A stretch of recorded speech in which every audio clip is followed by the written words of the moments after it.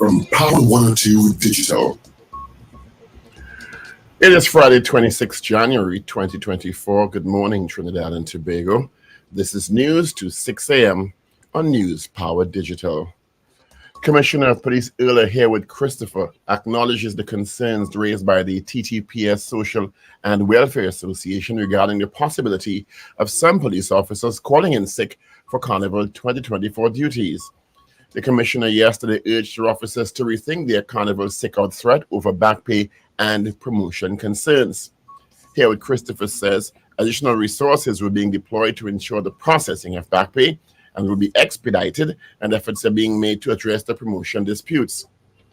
The COP stated, "I understand there may be dissatisfaction among officers regarding issues including back pay, salary increases, and promotion disputes. However, we are actively addressing these concerns and taking proactive measures to ensure the smooth operation of Carnival festivities." Commissioner Haywood Christopher further added, additional staff have been deployed to expedite the payment of outstanding back pay, and efforts are underway to address promotion disputes.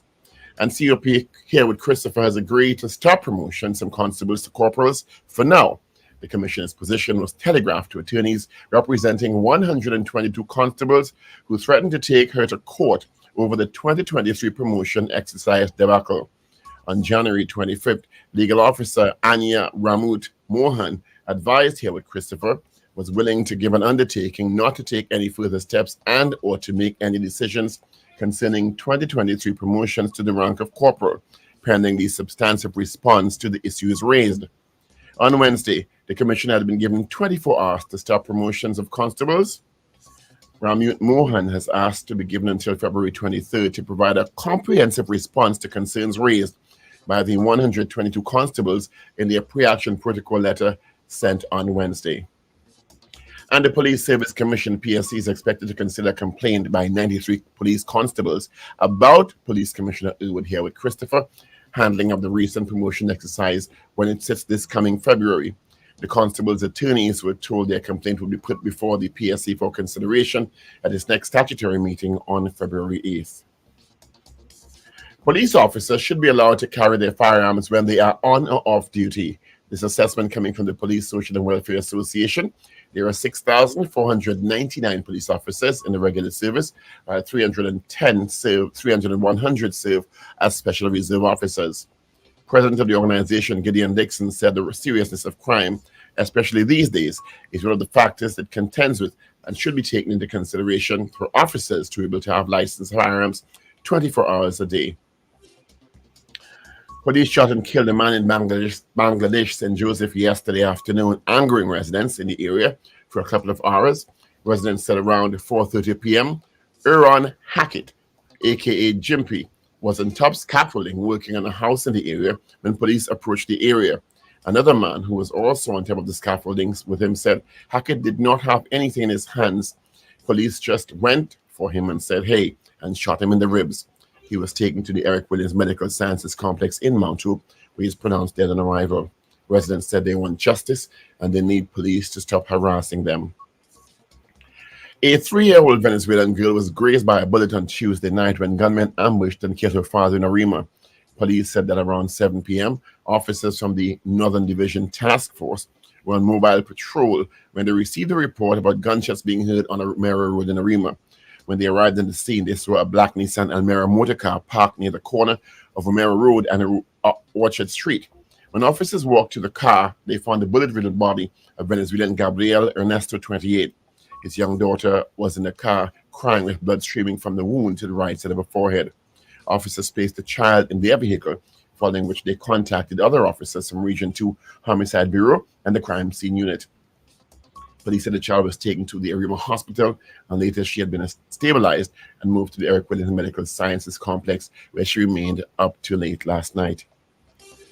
Public Utilities Minister Marvin Gonzalez said he's prepared to appear before any Parliament Joint Select Committee, to which he's called on the TSTT cyber breach issue. He has dared past or present TSTT officials to contradict anything he said in his statement on the issue to Parliament last Friday. This after UNC MP Barry Padarath yesterday called for Gonzalez to be fired. TSTT CEO Lisa Agard to go before the GSC on state enterprises to have a come to Jesus moment to bare their souls about the recent controversial statements on the TSTT issue. Padaref made a call at the UNC's media briefing yesterday.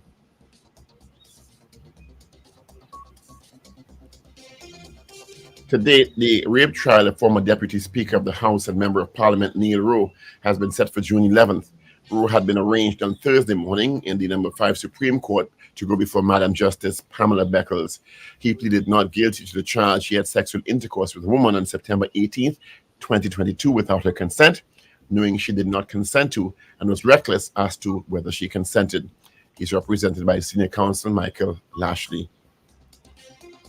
And finally, the opening ceremony for the 2024 Paris Olympic Games promises to be spectacular. On the glittering waters of the Seine, a flotilla of barges will carry 10,000 athletes to the foot of the Eiffel Tower, as nearly 500,000 spectators line the 4-mile route to cheer the event of the century. Good luck getting any one of the 100,000 ticket seats to be in front and center of the party. They're mostly sold out. The few left cost an eye-popping 2,700 euros, about $2,930 each. Tickets to watch another popular Olympic event, the 10-meter men's platform diving event, start at 875 euros. Women's artistic gymnastics finals, a perennial crowd pleaser, around 1,799 euros. Paris Olympic organizers set a lofty goal for what they've called the People's Games, promising to make the world's most iconic sporting event equitable and accessible. The only question is to whom. And that is news to 6 a.m. right here on News Power Digital. We'll have major news coming your way at 7 a.m. Good morning.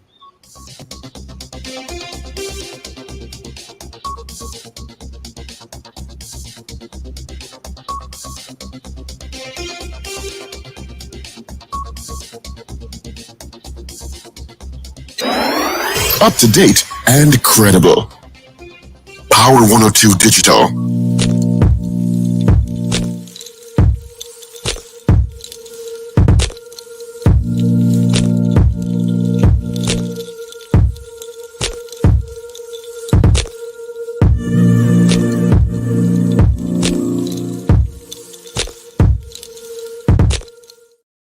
The 9 minutes after the hour is 6 o'clock on this, the 26th day of January. What a full moon last night. Thank you so much for joining us on the Power Breakfast Show on Power 102 Digital on the program this morning. Well, we got Paul Richards. You just heard it with our news brief. We got major news at 7 with AV. We'll hear from Wendell Stephen. We got Ruben. And we got Shane. My name is Steve Khan. We'll keep you company until 9 o'clock this morning. All right, let's get straight into the WTs. Let's see what's happening. East-West corridor. Little volume by Santa Rosa. Little volume by Trin City towards Orange Grove. Heavier towards Uwe. Valsay, the Port of Spain, got some volume there going to Kelly Village. Also got some volume there as well. San Fernando, got nothing to tell you about. Couva, nothing to tell you about. Chase Village towards Sugar Guanas. You've got some traffic there. That main road is beginning to build. And, of course, Charlieville towards Interchange. We got some there. On the main road, going through Macoya and Page, you got some as well. Nothing out of the west. All right. It is 23 degrees at Piarco International Airport, 25 at Crown Point in Tobago. What the Met Office is saying our weather is going to be like for today. You had some pitter-patters overnight. Generally fair and breezy conditions will be interrupted at times by brisk, light to moderate showers. Fair and cool evening with a gentle breeze. All right. And can become gusty near showers. Maximum forecast temperature for today, 31 at Piarco, 30 at Crown Point in Tobago. And check in some temps. A buddy of mine sent me a picture from Markham, Ontario. His entire car is covered in ice. It is 2 degrees and rain in Toronto. Yeah. Miami, you're at 22. Orlando, 19. New York, 6 degrees. Atlanta, you're at 16. Wow. Going up to 19 today. Let's see what else. London, you're at 8. Going up to 13 today.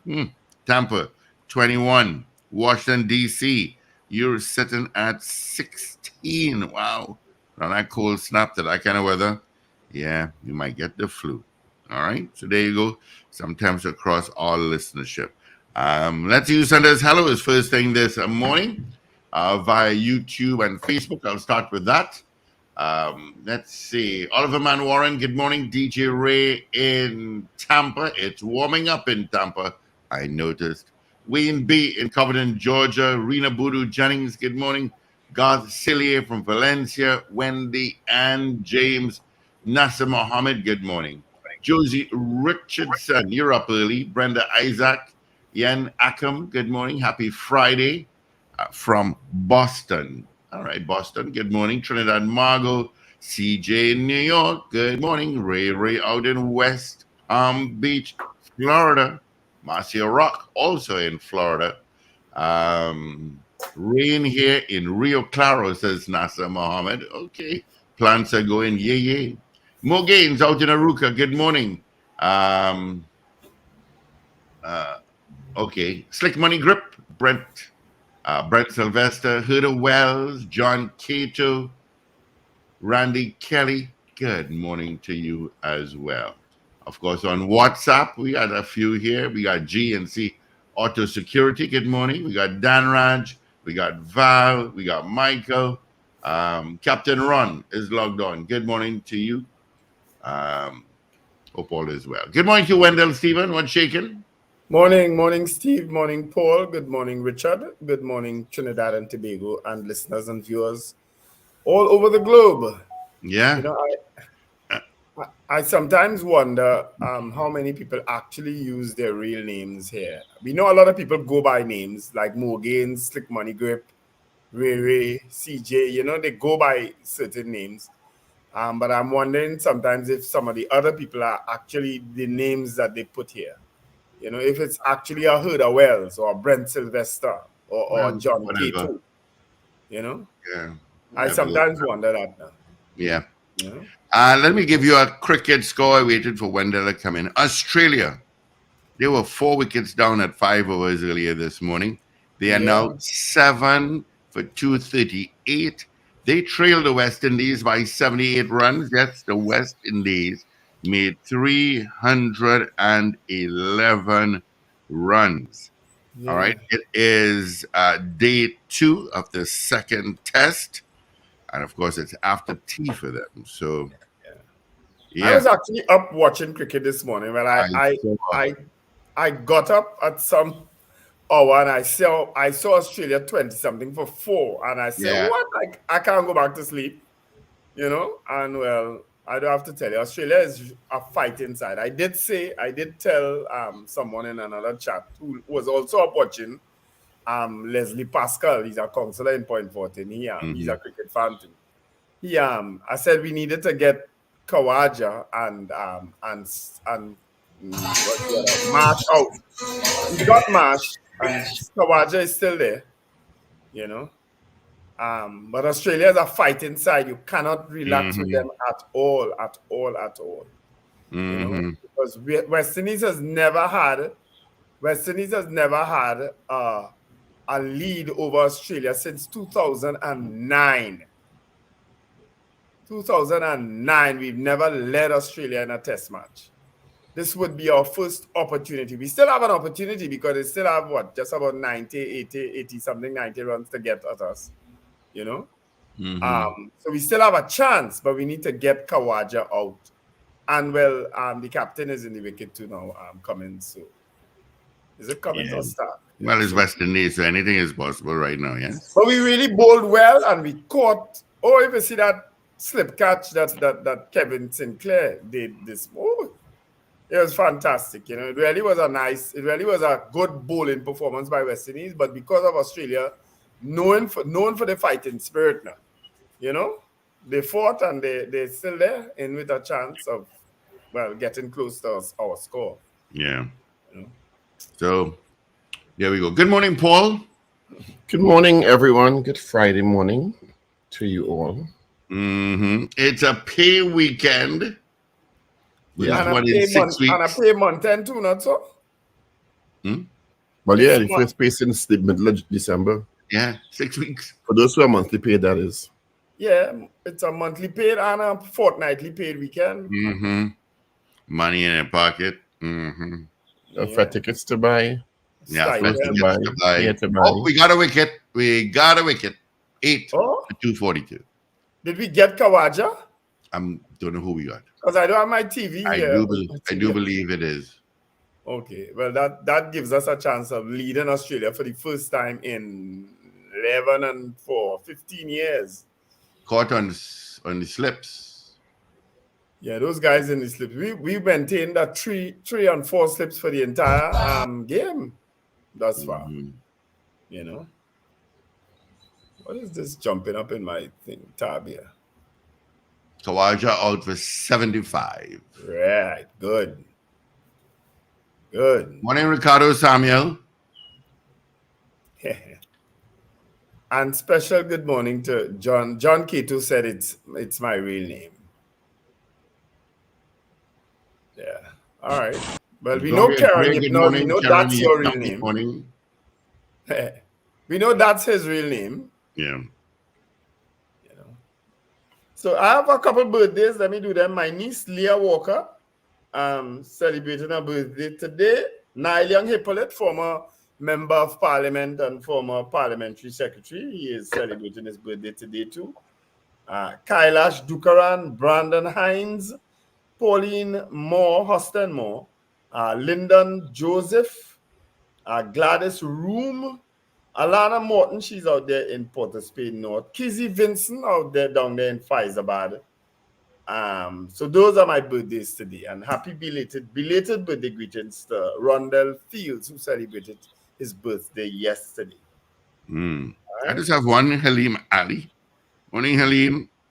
You in the state, Don Miguel Hardway. Ish, it's Halim's birthday today. Ish out in Malik. Was he there, Karen? He said Hippolyte was there when we had the cricket match, and we didn't lose the cricket match, Karen. I'm sorry. I don't remember if Niall Young was there though. Yeah.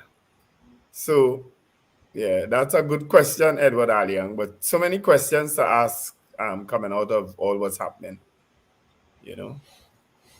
So police are threatening sick out some police officers, I should say, in light of the back pay, salary, promotions as parties. I don't know. Good morning, Mrs. Herwood Christopher. But what would she have to do with that?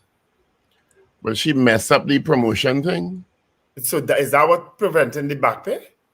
Well, the back pay thing is something completely different, and she said now they've deployed additional resources to deal with to expedite the payment of outstanding back pay. We couldn't do that before it had to reach to this. So that's what I'm saying. The back pay issue should never have reached this far. None of the issues should have reached this far, Wendell. Well, that promotion thing is just, I can't even begin to explain what I heard from is a ACP Samaru, that is a computer glitch. That is the excuse the police is saying, and the association is saying it. I know computer glitch is a human glitch, and people and the allegations that there's how should I put this delicately? They're not doing what they're supposed to do. They're doing the most. You understand? And people who were assessed jumping ahead in line, and they've messed up. You didn't hear that too? Yeah. Like who didn't score because they have exams and stuff to do with these promotions. Yes. Who didn't score X jumping ahead to number 300 as opposed to 914, and how does a computer glitch? How? Yeah. Well, I'm like, what a pattern to me. I told you a lot of those things come down to subjectivity at the end of the day. It have no subjectivity when they have a metrics, and that's why the officers are so upset, because it seems like people were trying to interfere. Well, what is a well-established process. Yeah, what I do know is that if they have vacancies for 400, I'm just pulling figures out of the air. If they have vacancies for 400, 1,000 may have qualified, but only 400 could be promoted. But 1,000 may have passed the test the qualification and criteria. at that point, my understanding is they use the people with the highest scores. But that's why they have a test. I'm not too sure that always happens. And that is why officers are upset, because some who scored low down ended up high up in the rankings. Yes. So how does a computer glitch? Tell me how. So you may, and that's the what I'm computer saying. You may have scored low down. You may have scored lower than someone, but you still met the qualifying mark. You understand what I'm saying? Yeah, well, and then when at that point, it is clear that the people with the highest scores will vault ahead. In a normal mindset. Everybody could have qualified with the qualifying score, you know. You would think so, Paul. But at that point, it will be the hierarchy of scores. I'm saying under normal circumstances. Right. Under normal circumstances. But apparently they're normal at all now. Yeah, but that now court involved, and they're sending it to the Police Service Commission, who said they will consider it at their next meeting in February, on the 8th of February.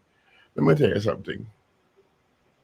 In every organization, let's be real, in every single organization, there are blue-eyed boys and blue-eyed girls. That should not be. It should be a meritocracy.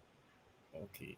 And when you start with blue-eyed boys and blue-eyed girls, that is where corruption is coming in. Yes. Because then it's subjective human interpretation. I like you. Me like you. Paul. And it can't be that. But why are you pretending that doesn't happen? It happens in the politics too. Let us not conflate what we're talking about. No, I'm just saying. It happens in every sphere of life, and that's why there are metrics involved to eliminate human bias.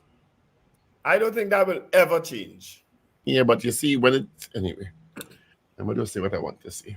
That will never change. I have never seen, anyway. There's quite a lot of disarray in the police service now, and they don't need it now. That's what I will say. Remember the saying, power corrupts, and absolute power corrupts absolutely? Huh? You're right. Just remember that. I have no argument with you. Just remember that. Meantime, while they're going through all the dramas, this is happening on the streets. Oh, where is this? Belmont. But there's a big hole in the windscreen. Bandits riddle the car. Oh, jeez. Whoa. Meantime, right? While them fighting for the pay, and they upset with the promotion and thing, and they disaffected and they disillusioned and they demotivated, as Gideon Dixon told us on Wednesday. Remember, he said they demotivated her. And when you demotivated, you can't perform adequately. Not that wasn't the implication. That's how I heard. That's how I read it. Right, that's what I heard. So meantime, the band is not demotivated at all. Not at all. Like them had a back pay and promotion. Oh yeah. But the police really don't need this stress going into a carnival. No, they don't. They don't. They absolutely don't. And as I said before, these are supposed to be run-of-the-mill things. Promotions, there's a process involved. Yeah. How about end up in this bacchanal? And the number of officers in the bacchanal too. Yeah. It's quite a bit. It must cause disaffection. Yeah. Leadership issues. I'm sorry. That's just what I'll call it. I don't see any. Wait for me. Yeah, well, again. Wait for me. And when and if may come. But I don't know how they do it now again, because it's an application process. But there are 3 DCPs, I think you said, are to be debated today.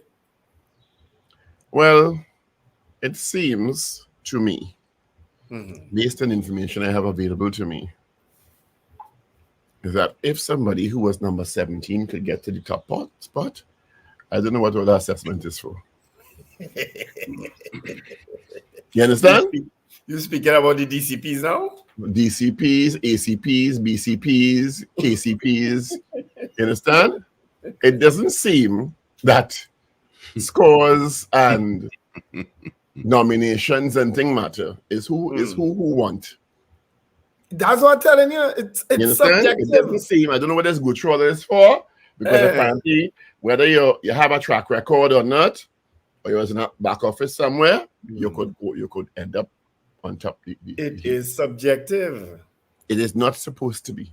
Well, that's why we asked the question yesterday: should politicians be taken out of the process for appointing commissioners of police and deputy commissioners of police?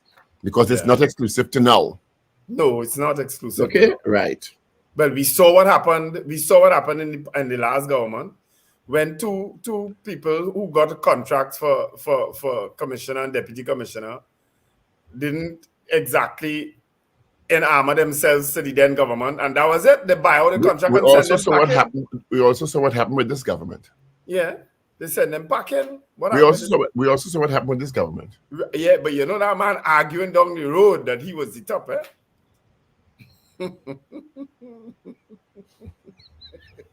Let me tell you something. You know they bypass names before that man to choose who they want to, right? But in different governments. So let's not pretend it were the politicians who the politicians one day. I guess giving you a very concrete, as somebody said yesterday, who they're comfortable with, who they can work with. Yeah. Who could work with them, not who they could work with. Who they could work with. Who could work with them? You're actually right. I defer to your wisdom. Yes, who could work with them? Who could work with them? Yeah. Okay. Who could work with them? Which let's say good morning to Mrs. Here with Christopher. Somebody go jump on themselves just now in the chat and say.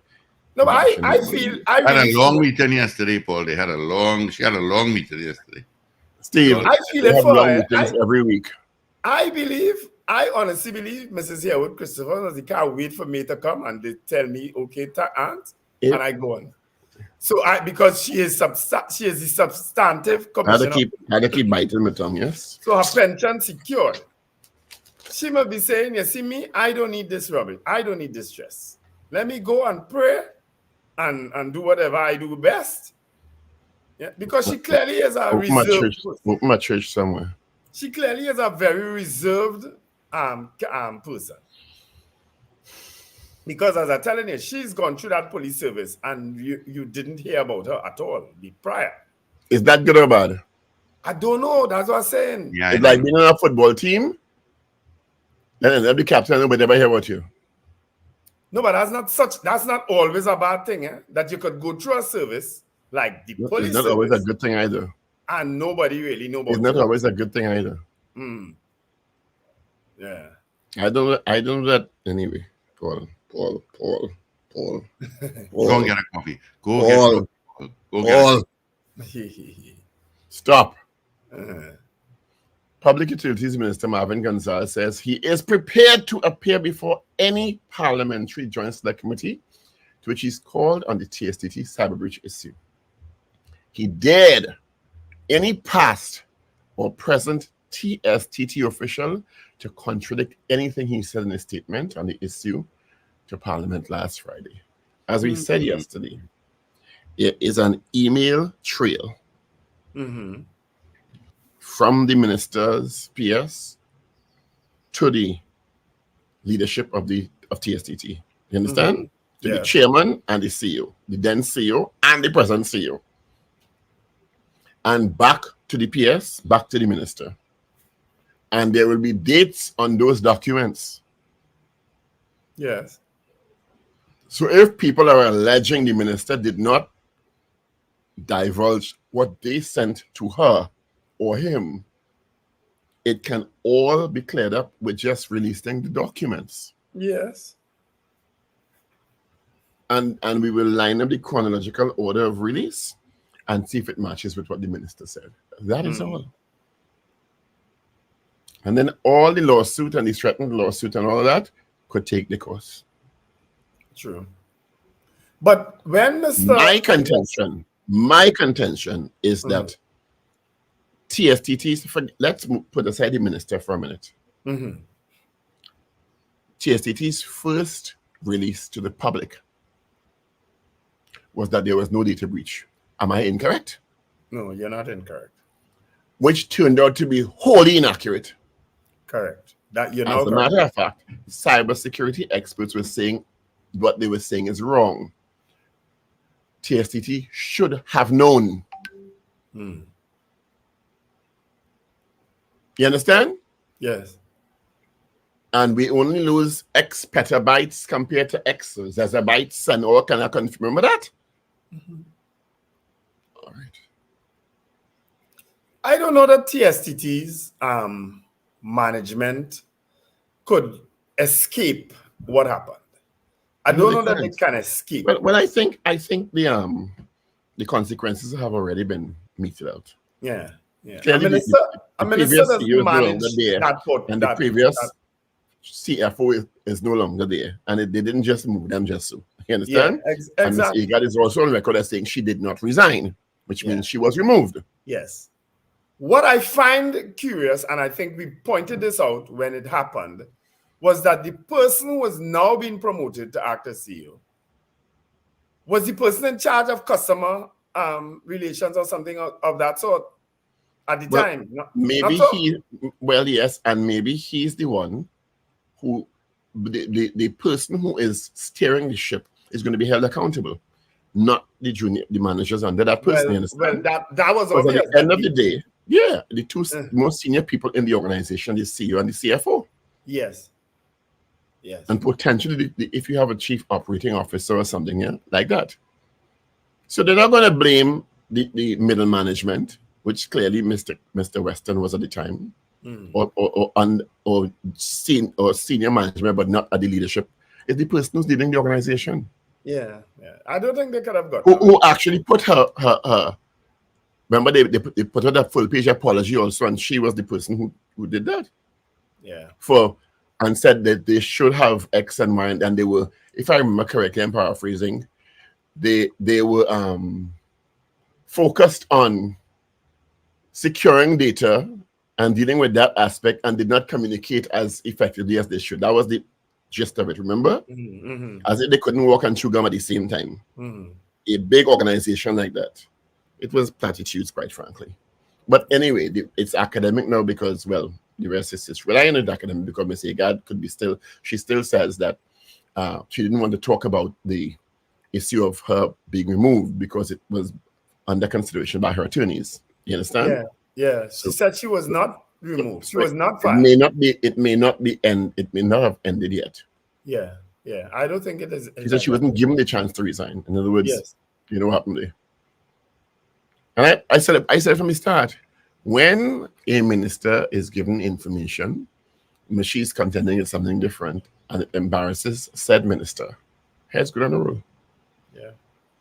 At that level, the entity, the organization, is required to present information to the minister, who will think. And as I said before, that information, the timeline would have been there because it came as an urgent question, which can't come before, I think, 48 hours or 24 hours for it to be urgent.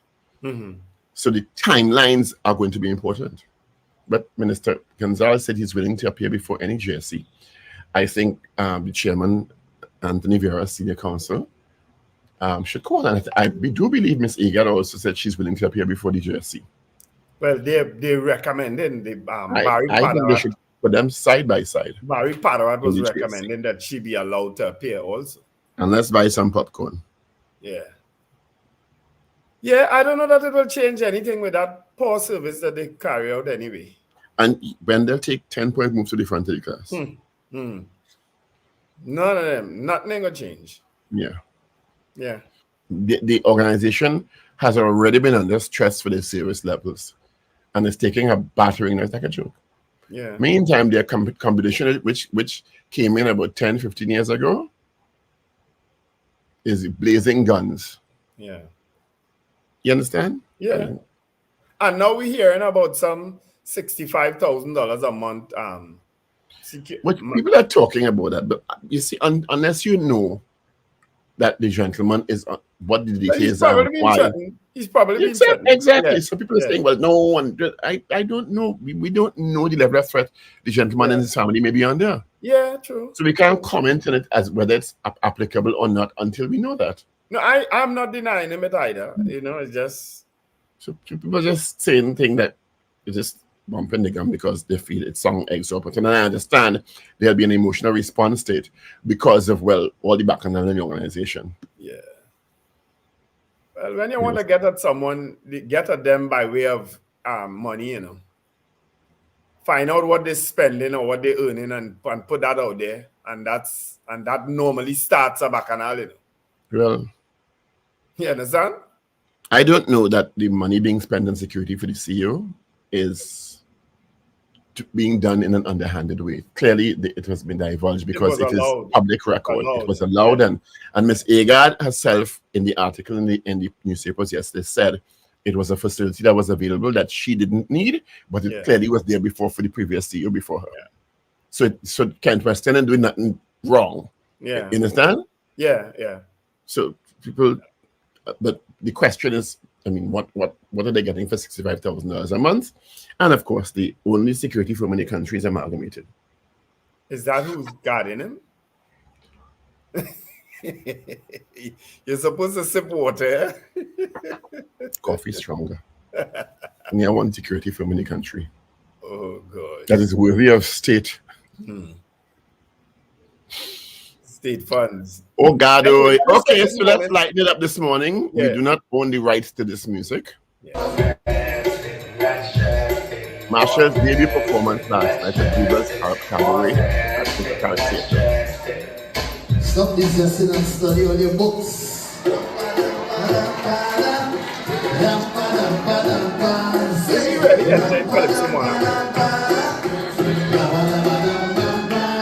I said,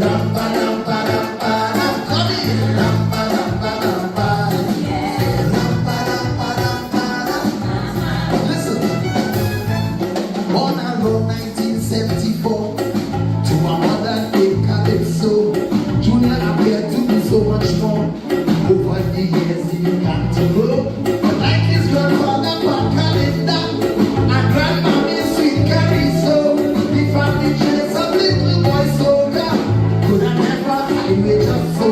He is the head of the vetted class, the heart of the carnival. He's the jumping legs in the mass, the waistline goes in back and mother's child we just cannot hide. Everybody know if you look ready down inside. So that is the soul of Calypso. Never hear you. Calypso is soca. Soca is Calypso. Sister Chutney and brother Raga also born here in Trinidad. So you do have to look no further. I saw everybody don't know if what spirit in child and brother. So that is the soul of Calypso. Never hear you.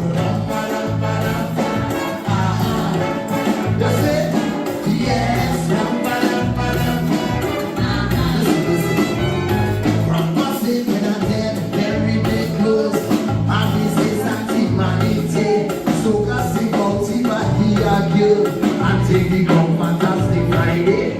While mommy comes out in skin and pop, so when it's on your stick and dirty juve, the boats and them love the party with almost the very same. Mommy love to be up in the tent while she's not jamming on radio. Mommy prefer a sit down event. There's something about shop on the road. Even the things about them might differ. There's one thing everybody knows. If you're looking deep down inside, so that is his soul.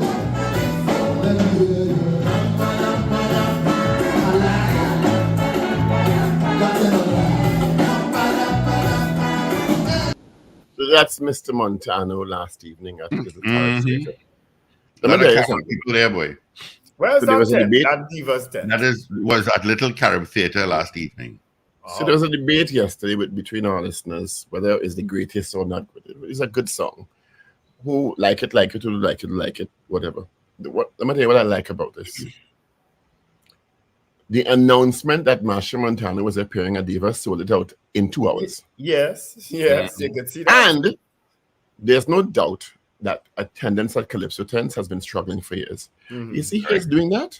Is going to place young people's attention on Calypso again, and I think that is a fantastic thing. Yeah. I wouldn't argue with that at all. You understand? It's a good poll. Calypso is going to push thousands of young people to listen to Calypso, which is what we want. So let's do that as our poll today. That's a good poll today. I always have good poll. Well, I'm not so sure. You wouldn't know. You wouldn't Richard know. and I have had to intervene in your polls on a couple of No, you haven't. No. We've mostly acquiesced to your poll, but Let's hear what you have in mind, Wendell. You wouldn't know. Let's hear what you have in mind. You're not Okuna. we'll do the Marshall. We'll poll Marshall Montano. But exactly what Paul just opined. Oh, you're using big words today. What is the suggested poll, Mr. Stephen? Do you think that with the advent of Marshall Montano singing Calypso in a tent? But it's not the advent. Marshall is going back to Calypso. He started. Right. Well, with him re-emerging in a Calypso tent singing Calypso, it will encourage more young people and more tent participation. That's a good question. Yeah. All right. But Before we get on the headlines of our dailies, let's say good morning going out to Gloria Gray, Edward Aliong, good morning. CPT Singh, Richard M. Jeremiah, Cheryl Seeley, Tony Stark, Iron Man is in the house, Maria Cillier, Kerwin Duke, good morning, Kerwin, Shuin Kerr, Doreen Pierre, morning, D. Pierre. Let's see who else. Anthony Tinto in a ice-covered car in Ontario. I tell you, everybody sent me a picture of his car. It had inches of ice right around it. Richard Duku, Carlisle Cupid, Alistair Hart, good morning. Jaron Joseph, good morning to you as well. Chris Toussaint out in a warm Washington, D.C., good morning to you as well. All right. Isaac Blackman also sang Soul of Calypso in 2014. I would have sent the clip to you guys yesterday. Mm-hmm. And I think before that, his father would have also had a Calypso of the same name. So the name of the Calypso is not original. Soul of Calypso, it's not an original. But again, as I said, I think I want to agree with you. Well, let me do agree with you before we do the poll, because we will skew the poll, right? But we'll ask if people agree that the re-emergence of Marshall Montano in a Calypso tent will encourage more participation, right? Because he has all of a sudden jump out and he's gone to the diva. He was the only male singer in that tent, because the divas, by virtue of their name, is all female cast, you know. So he was call him a divo. He was described as a divo, yes. You know, Lord alone knows how many times they call me that, but. West Indies, Australia, I should say, is 8 for 284. They trail by 27 runs now. How they reach 284 already, Steve? You added 284 for 8. They're hitting some 4s and 6s. Oh, God. Yeah. All right, let's get through the papers, see what's happening on the headlines of all 3 days. It is Friday, the 26th day of January, 2024.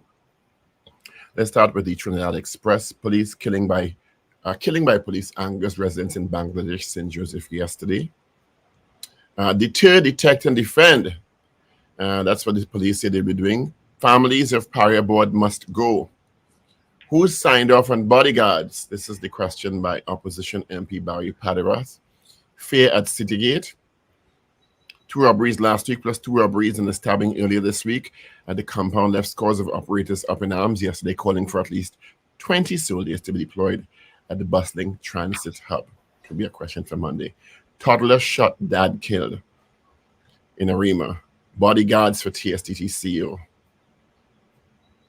And the front page of the Express is pressure for pariah. 2 years later, families of deceased divers returned to Pointe-à-Pierre in silent protest. If you all would like, I finally finished editing my interview with Christopher Boudram, and it's on YouTube, on Power Digital's YouTube channel, so you can check it out. Very riveting. Yeah, I saw it last night. Yeah. So let's move to the Guardian Online now. Commissioner of Police urges officers to rethink Carnival's sick-out threat. Earlier asks 122 cop lawyers for time to explain promotion glitch. Gonzalez ready to appear before JFC on TSTT fiasco. Man killed in police-involved shooting. THA owes providers $3.2 million for cultural events. Heritage cleans up Vestini Beach. Woman dies after leaving Port Bay General Hospital. A 60-year-old woman walked out of the hospital yesterday, just dropped down and died, unfortunately. Sad story. Man escapes gunman by crawling out of windscreen of crash car. That's the thing we showed you. Video, yes. In Belmont. In Belmont. Police officer freed of raping sex worker. A ramps logistics part of new regional ferry service. So, and the front page of The Guardian is no need to fear. Cop. Huh? You know, the normal police is in the front page of the papers for all the wrong reasons. Let's move now to what did I do? I did Newsday. No, to the Newsday online now. Divers relatives OWTU UNC stage protest. Families demand meeting with Paria. New Sando vending stores erected. After legal threats by 122 police constables, Erla caves in, halts promotions. PBR protest over fatal police-involved shooting in St. Joseph. Vincent Nelson's $96 million civil trial remains in camera. 3,000 officers vexed over back pay delay, cops warn of Carnival boycott. And no arrest yet for police officers murder. Really sad story there. So those are trending stories in your Express, Guardian, and Newsday for today, Friday the 26th of January, 2023. All right. Let me just give you a quick cricket update. Australia, 289 for 9. And Australia is declared. They declare? I find that very strange. 289 for 9 declared. You're joking, right? No, they trailed by 22 runs. Of course, West Indies were all out at 311. So Australia has declared with trailing by 22 runs for 289 for 9. That is weird. Because of that, it's almost because of the last session of play. But Indies have not done well, you know, batting in those short sessions. Yeah, it's like a hour or something you have to play again. Or and less. Remember, today is only the second day. Eh? Today is the second day of the second test. This might turn out to be a 3-day match again. I like how it's not a problem to go to the poll today. I like that. Oh, what? About cricket. Normally, I get both. I'm informing the individuals that love cricket, unlike you, Paul, of what is going on. It is odd. Go to the poll. For a team to declare they are trailing. But I like how we have the results of our morning poll from yesterday. We asked you yesterday. Sure. Do you think the selection of a commissioner of police and a deputy commissioner of police should be taken out of the hands of politicians? That was our poll. Give the results right after I tell you the crowning of the Chutney Soca monarch, the queen of Chutney Soca. It's Chutney royalty, and it's happening at Skinner's Park, San Fernando, on Saturday, 10th February, commencing at 8 p.m. 12 of the biggest names in Chutney Soca, together with the biggest names on the Carnival circuit, with DJs Anna and Simo, Ravi B and Nisha B, Karma, Nishad M, Ruplal G, just to name a few, hosted by Big Rich, an international soca media influencer, Carla Henry from the U.S. It's the biggest night, it's the biggest party, it's the colors of Chutney. The party starts immediately following the competition. Wear white and enjoy the colored cannons as we herald the colors of unity of our blessed nation of TNT. The Chutney Soca Monarch 2024 is sponsored by our media partners, IETV, Boom 94.1 FM, Lit 102.3 FM, and of course, Power 102 Digital, our social media. Partners, West Indian Chutney Music, Masala Entertainment, our corporate sponsors, Paria Suites, B-Mobile, Blue Waters, Stamina Energy, Tourism Trinidad Limited, Caribbean Airlines, the official airline of CSM, our presenting partners, the National Carnival Commission of Trinidad and Tobago Limited, and the Ministry of Tourism, Culture, and the Arts. Our poll once again, do you think the selection of COP and DCP should be taken out of the hands of politicians? Our poll yesterday, 100%, everyone said yes. I want to just quickly make a comment there while Paul is typing. I type already. Okay, but I agree with Lester showing, Carlisle showing, and Caron that they're looking for wickets before the end of the play. But here, what I also think it is, because West Indies has not led Australia since 2009, Australia strategically also to declare so that that record is maintained, because they would have gotten bowled down under our score. I'm sure they don't want that to happen. Australia, this is such a disgusting place. Eh? Yeah. Anyway, All right. So our we're poll ready for this your poll. morning. Because we have votes already, you know. Are you sure you're ready? Or you We want to have talk votes already. I about don't write them down, you know. Yeah. All right. Well, I'm waiting for Paul to pull it up. I'm just making sure you're ready for it. Yeah, we know you're kind of slow. Right, there we go. Do you think Marshall Montano's re-entry into the Calypso arena will re-energize interest in Calypso? Yes or no? 222-8255. Toll free for North Americans. 866-525-1099. I'll get the message on YouTube and on Facebook, on WhatsApp at 318-1021. Do you think Marshall Montano's re-entry into the Calypso arena will re-energize interest in Calypso? All right. That's our poll. You have a few votes already, yes, Steve? Yeah, So Karan says yes. Wayne B says yes. Shuin Ku says yes. Danrad says no. Captain Ron, yep, our United Airlines captain, yes. Beauty Culture. Good morning, Beauty Culture. Richard is on some R&R Beauty Culture. Cheryl Johnson says yes. Gregory Bauer says no doubt it will. Guy Small says no. Mo Gain says yes. Cohen Duke says no. All right. Of course, he performed in front of the judges last evening at the Little Carib Theater. Let's put some audio on that a little bit, Paul. I think you misinterpret Gregory Boyer's answer. You said no doubt it will. He said no, don't believe it will. Oh, so it's sorry. no. Okay. Yeah. Cohen Duke says no. Josie Richardson says yes. Julia S. Batiste says yes. Slick Money Grip says yes. Kenwin says yes. Morning Val says no. CPT saying a man get corn on 6th Avenue. 6th Avenue where? When? Yeah, you have lots of 6th Avenues all over the place. Yeah, where and when CPT sing. Yeah, so 222-8255, toll free North Americans, 866-525-1099. Tony Stark, Iron Man, says no.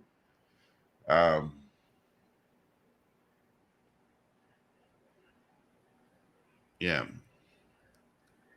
Karen Yipno says, okay.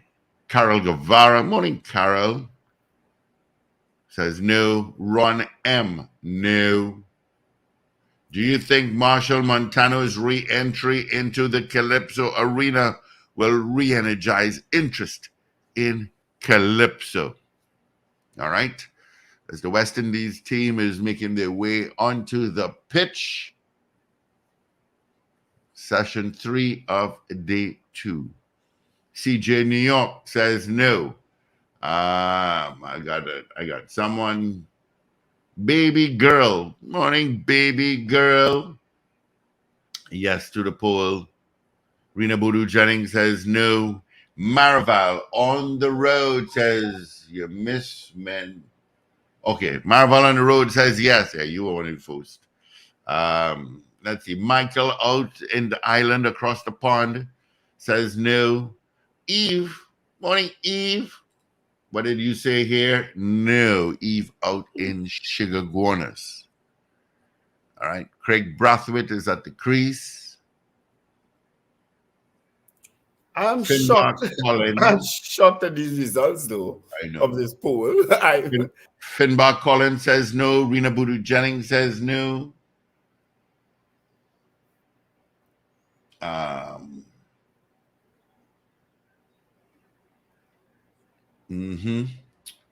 Do you think Marshall Montano's re-entry into the Calypso arena will re-energize interest in Calypso? Yes or no? But Marshall Montano, since making it, has never performed to a depleted crowd. He has always performed to sold-out crowds. Yeah. In the last how much ever years he's been singing. Yikes. Yeah, he's always had sold-out crowds. So it'll be very interesting to see what happens, because I suspect he went there last night with the judges there. So he went for a reason. He want to sing in the Calypso Monarch final, not so in Skinner Park and in the finals. He would not have gone there to be judged if he wasn't interested in being judged or being in the competition. So Alan Reese says no. Yeah, Captain Ron, I got your vote. Captain Ron, I don't know why. I don't know why Captain Ron has a picture of a DHL plane when he flies to United. Captain Ron, you need to update that pic. And where in the world are you today? All right. Do you think Marshall Montano's re-entry into the Calypso arena will re-energize interest in Calypso? Yes or no? Let's grab this call. Good morning. Good morning. A big fat no. Radio. Thank you. All right. Not a slim no like myself. No. You want a big, fat Paul Richards no. All right. 222-8255. Toll free. North Americans. 866-525-1099. Numbers directly into our studio. And just in case you didn't know, Marshall Montano performed in front of the judges last night in the Divas Calypso tent. He sang a Calypso. So he was judged last night. So it's to see where this goes. Catherine says no. Captain Ron says he is in Montreal, Canada. You can say hello to my good friend. He does the morning show across there, 92.3 FM. Cat Spencer. Number one morning show in Montreal. Long Islander says yes. Yeah. Marcia Rock says no. Marcia Rock says no. Yeah. Cat Spencer is not his real name. Most announcers in radio and major market stations don't carry their real name. Actually, his real name is Morris Usick. The radio name is Cat Spencer. Oh, Marshall Montano also used props. With his performance. Yeah, you know, there. Pictures of former Calypsonians. Sexy San Fernando says no to the poll. And she also did tell me apparently bandits tried to get into two houses in her neighborhood. She lives at Gulfview. But the neighbors, and this is where the air horns come in, but the neighbors did the air horn thing, and they call it security patrol and police. That air horn, every house should have one. True. Yeah. Every house should have one. And speak and have a group and because it's beginning to get a bit ridiculous now. So a guy trying to get robbed in Watt Street in Kirap. I think you guys saw that video. All right, let's get into our news. I did not pull up my news elements. How did I did not do that? I normally do that at 6 o'clock. Oh boy. All right, so let's get into our. I don't know what's going on here. Oh.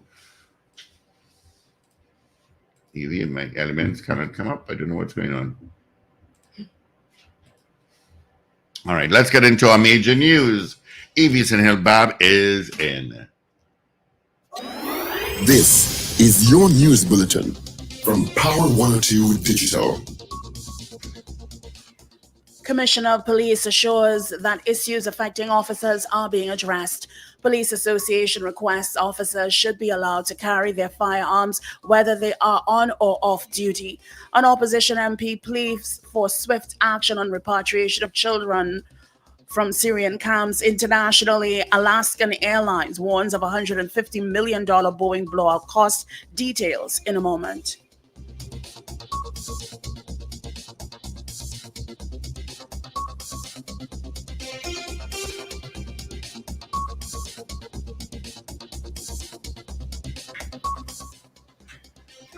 This is News to 7 o'clock on Power 102 Digital. I'm Avril Sintil-Bab. Good morning.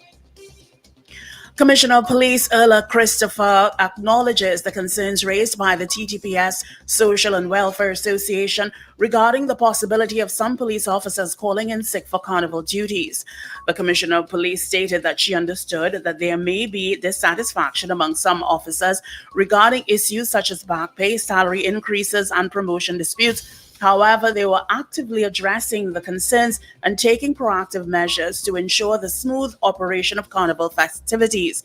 She also stated that additional staff have been deployed to expedite the payment of outstanding back pay, and efforts are underway to address promotion disputes. The commissioner further stated that she wanted to reassure the public that the TTPS is fully committed to ensuring a safe and secure carnival celebration.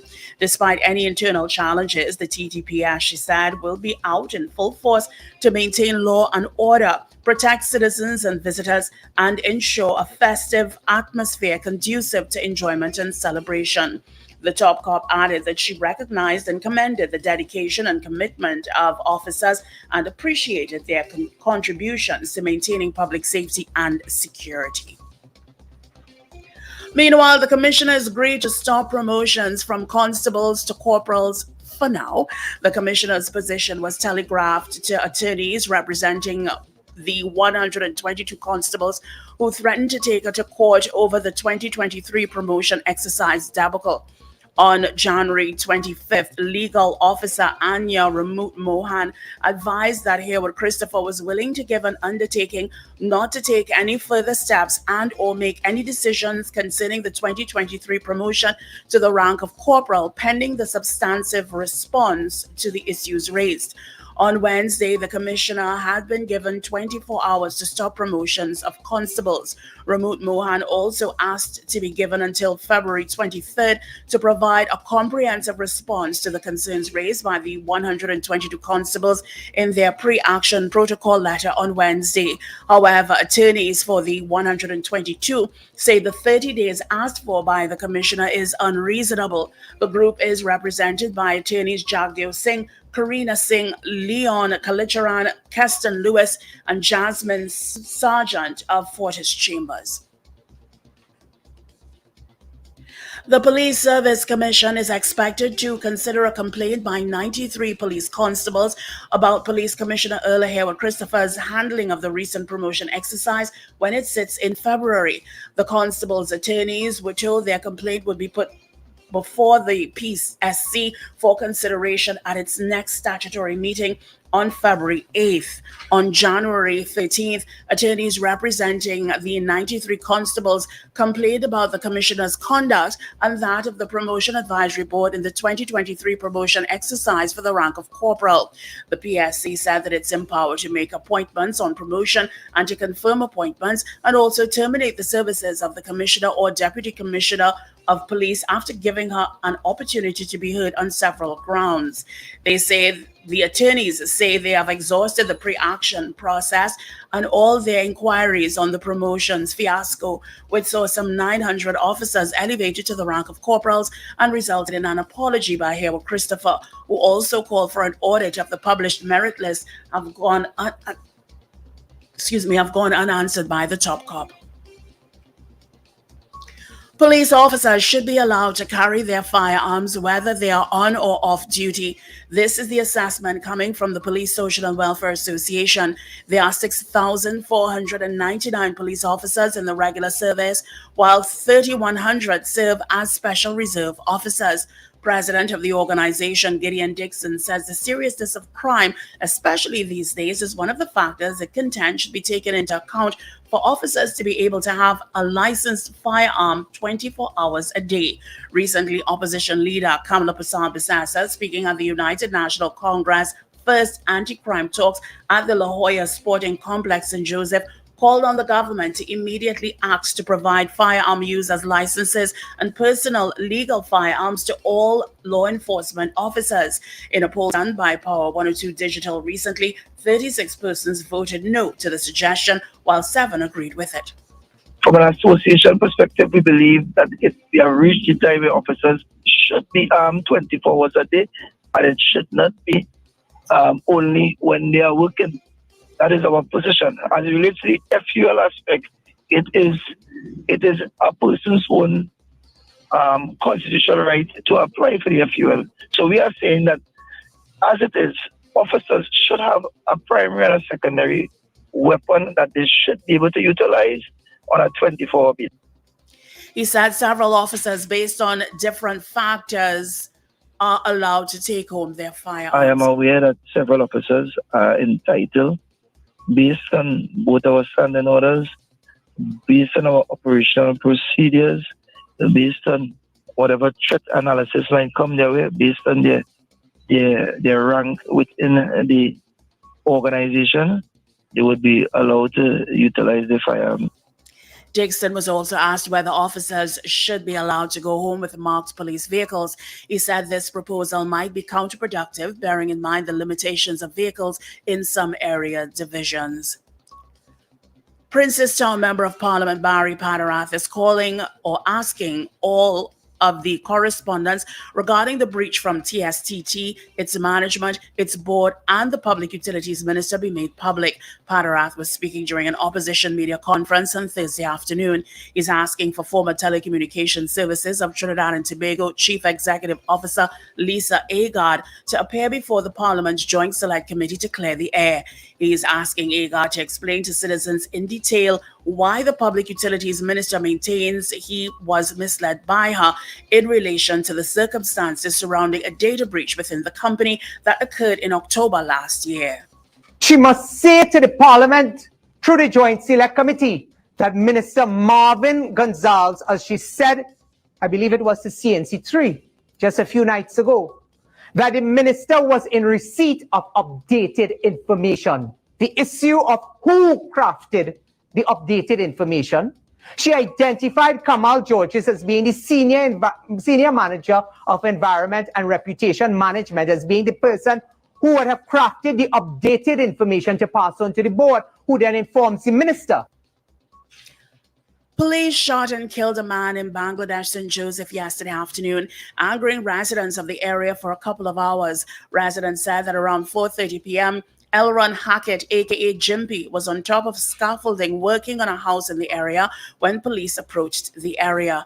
Another man who was also on top of the scaffolding with him said Hackett did not have anything in his hand. The police just got to him and shot him in the ribs.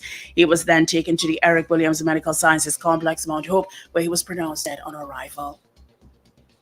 You are listening to news on Power 102 Digital to 7 o'clock. Further afield, Alaska Airlines says it is facing a $150 million hit after the dramatic mid-air blowout of a panel on one of its planes this month. The January 5th incident on a Boeing 737 MAX 9 plane terrified passengers and prompted the Federal Aviation Administration to ground 171 jets with similar designs. Alaska had to cancel more than 3,000 flights in the wake of the incident. It said it expected its travel to return to normal by early next month, but it warned growth would be lower than expected in the months ahead as deliveries of new Boeing aircraft are likely delayed. Well, finally, here's the weather news for the period today till midnight. Trinidad and Tobago, generally fair and breezy conditions will be interrupted at times by brisk, light to moderate showers. Fair and cool night with a gentle breeze. Winds can become gusty near showers. There is a hazardous seas alert yellow level that is presently in effect. All marine interests are being advised to exercise caution. You can expect a temperature high this morning of 31 degrees Celsius at Piarco International Airport and 30 degrees Celsius at Crown Points in Tobago. Currently it's 23 degrees Celsius at Piarco and 25 at Crown Point. Recapping your headlines to 7 o'clock, Commissioner of Police assures issues affecting officers are being addressed. Police Association requests officers be allowed to carry their firearms, whether they are on or off duty. And Alaska Airlines warns of $150 million Boeing blowout costs. I'm Avril Sindhill-Bab. That was News 2, 7 o'clock on Power 102 Digital. Look out for more news in full at 12 noon and an update at 8 o'clock this morning. For more details, log on to power102fm.com.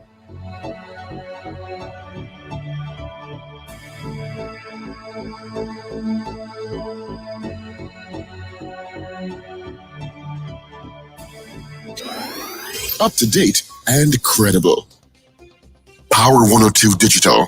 Alrighty, thank you, Evie, for our major news. You could join her in less than 1 hour, 8 o'clock, for our news brief, and then at noon for major news with Sir Charles. All right. Quickly, let's take a look at the highways and byways.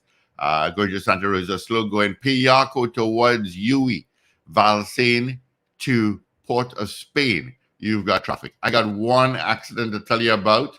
It's a minor accident. It's on the Eastern Main Road, and it is by Caribou, right by Champlain Auto Services.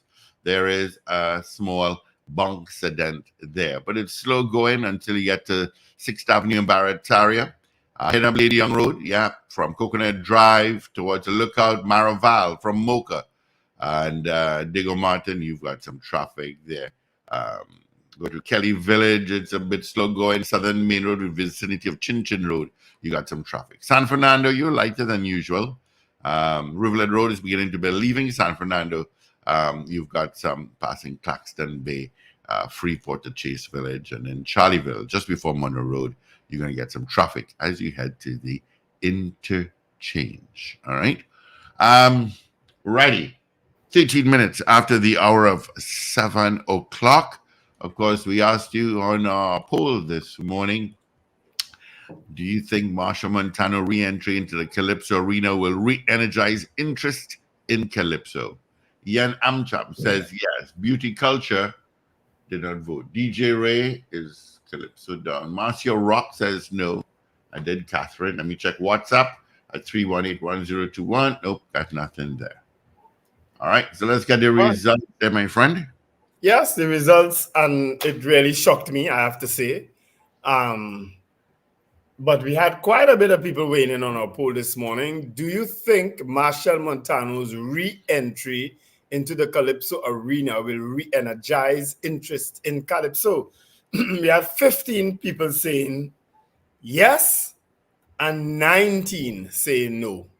15 saying yes, 19 saying no. I'm surprised because I actually agreed with Paul when he said that he thinks it will, because I think it will. I honestly think it will.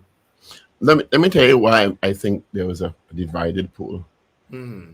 Marshall's music is fantastic. His behavior hasn't always been. Correct. So it's kind of polarizing in that way. Some people just love him and some people don't like his behavior. His behavior in the past when he was young. I think he's calmed down a lot now, you know. But I think so that may have been accounting for people, you know, polarizing sometimes. But I mean, whether or not you like him as a person, you can't discount his musical genius. Yeah. Either that or people honestly believe that Calypso, the art itself, is dying, if not dead. You know? And they don't believe he can help. Or some may believe it doesn't need rejuvenation. Well, but I think it will, because Marshall Montano, as I said, has never performed in his last 20 odd years before a failed. No, it doesn't. Yeah, exactly. And he sell all the tent in 2 hours. Yeah. You know. And a lot of people will get down to so-called Skinner Park there. But I mean, Skinner Park is always kind of sold out. So maybe that's not a fair judge, a way to judge things. Yeah. But he will bring younger people. Yeah. Because it's a middle-aged, mature crowd goes to Skinner Park. And the middle-aged generally listens to Calypso and goes to tents. Although Marshall at his age, the way he has kept himself lately looking older than some of the older fellas, Agreed. Yeah, I don't know why he has left himself to I guess it's part of his, he feels too. Yeah, I guess it's part of his Zen movement. The monk era. Movement, yeah. Yeah. The monk era. Why he is on. So shall we open the phone lines, sirs? Yeah, let's do that. Let's do that. I just wanted to say congratulations and farewell to two people who retired from the Port of Spain Corporation after, must be nearly 40 years, if not. Well, it's probably close to that. Mr. Rajendra Ramtahal, he was the Chief Building Inspector, Raj Ramtahal, popularly known as Raj, and Mr. Ricardo Revenalis, who was a work supervisor. I think he was at one time Assistant City Engineer. They've worked there forever, and I've never seen these two men get angry. I mean, I know them 25 years now. I would have spent 21 years there. I've never seen them angry, and I would have chaired committees where they played an integral part in bringing information and solving issues. And I've never seen them get angry. They served the Port of Spain Corporation. They both retired at the same time, you know. So the corporation has lost a wealth of experience and knowledge in Ricardo Revenalis and Mr. Ramtahal retiring. So I hope you guys still look very good for your age, and you still have a lot to offer. And I'm sure that's exactly what you'll do. All right. Gentlemen, I just called Gypsy to ask him what he thinks. Let me say good morning to you. Good morning to you, Gypsy. Hi, good morning. Good morning, Steve. Good morning to all the other persons on your station. Yeah, we have Paul Richards and Wendell Stephen. Hi, Paul. Hi, Wendell. Good morning, Gypsy. Happy New Year, man. Good morning. Morning. So we asked a question this morning, Gypsy. Yeah. Do you think Marshall Montano's re-entry into the Calypso arena will re-energize interest in Calypso? What do you think? Well, I want to answer that in a different way than maybe how you want me to answer what the other people are doing. What's your thoughts Marshall then? Montano has never left Calypso. Marshall Montano is a Calypsonian. Marshall Montano is a Calypsonian that has ventured into different genres of the very Calypso genre, because the Calypso genre is mixed up of a couple of things. We have soca, we have raga soca, we have chutney soca. All of these are derivative of Calypso. Calypso is the root. Actually, you know, when you're playing guitar or you're playing jazz, you have a root chord. Well, that's what Calypso is. Calypso is the root of all these things. So Marshall, all the other persons that are singing whatever they are singing, I myself sing different things. I sing country music. I sing reggae music. I had a #1 reggae song. That don't mean that I'm not a Calypsonian. Marshall is a Calypsonian. All he is doing now is deciding to take part in the traditional Calypso music. But he's a Calypsonian, so he's not re-entered anything. He's never left Calypso. That's where Marshall started. As a matter of fact, started younger than most of us who are singing Calypso here today. That is his root. That is where he came from. So I don't think that he went anywhere. Okay, well then let's we ask the question to you in light of what you said. Do you think his switch back to traditional Calypso then would re-energize interest in the tents and in the competition? Well, I believe that it would. I think it would motivate other young soca singers, people who are singing soca music and not traditional Calypso, to get themselves involved back in traditional Calypso. Yes, I believe so. So okay, all right. So because the height that Marshall has attained in the entertainment world and what he has done with our music, basically anything that he does, I believe, is going to influence, you know, somebody, some person, some way or the other. So yes, I believe that it would have some kind of positive influence. Mm-hmm. Because he sounded almost in the mode of a gypsy there when he singing his style. Well, of course, he's a Calypsonian, you know. At the end of the day, that's what he is. Marshall is nothing more than a Calypsonian. That is what he is. I mean, you could call him whatever else you want, but that is what he is. Whether, you know, the thing about it is that whether you're a heart surgeon or an eye specialist or a kidney specialist, the fact remains that you're a doctor. Mm. And that is what Marshall is. Marshall is a Calypsonian. But what do you think? What do you think would have motivated him to make that switch back to Calypso gypsy, traditional Calypso, I should say? Marshall is looking at the Calypso genre, at the traditional Calypso, and at this point in his life, he's just, I don't know what would make him want to just get back into the competitive part of it. and do a traditional calypso, I don't know what would motivate him to do that, but whatever motivates him to do it, I am happy that he has that motivation, because Marshall is a calypsonian. It has some of these soca singers and stuff who started off and they start singing soca music from the inception. That's what they sing. They did nothing else. But when you look at Patrice, Roberts, and all the others, and Marshall, and that's what they do. That is their root. Their root is calypso. So there is no re-entry. They just decided to sing a calypso now and go back to what they do. Yeah. And I'm happy that he's doing it. Very, very happy. I welcome him. How is the preparation for Carnival going? I know you launched, congratulations, your Carnival Village last week. Preparation is going fine. The preparation is going fine. Everything is a go for Carnival. All the infrastructure is basically in place. We are working on the downtown stand right this minute. And Wendell would love that, because that was part of his portfolio. So we are working on that right now, and that is going to be ready. But yesterday we had the handing over of the north stand and all of that. So the Savannah is totally ready. Yeah. I've only heard great things about the launch and the village. What did you say? I've only heard great reviews about the launch and the village. The village. Oh well, yes. Everything there is going good. The village is doing exactly what we set out to do in the village, to ensure that basically all the people in Trinidad and Tobago have a place that they can go and enjoy our culture. Those who cannot even afford to pay, you have a place, because believe it or not everybody in this country can afford to go to all the things that we have, especially with the escalating prices of things in the country. So we at the National Carnival Commission, we make sure that we did something that would provide everybody with an opportunity to participate in our culture, even though they don't have the money. And that is what the village is all about, and it's working perfect. Some will say that it's a strange carnival season and it's missing Soca Monarch. You are quoted in the papers this week as saying, you asked for 200 million. I think it's down 6 million from what you got last year. How is this affecting Carnival preparation? You said it just means supplies will be paid late in some instances, but are there other impacts on Carnival? Yes, there are other impacts on Carnival because of the fact that, like you just identified, we are missing Soca Monarch. Soca Monarch has become an integral part of our Carnival celebration. Not only that, Soca Monarch has a fillip for the young people who want to venture into that genre of music.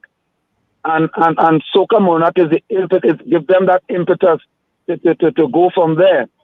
And all the other Caribbean islands and indeed wherever Carnival is held, they have adopted the Soca Monarch genre of music, the Soca Monarch model, and it's working for them. But because of our monetary constraints, of course we can't do it. Soca Monarch costs a lot of money to put on, because as you would understand, it's a premier show, and we want to encourage the premier soca artists to participate in it. So it has to be something that is attractive to them, that would attract them, and at the same time spawn the younger ones.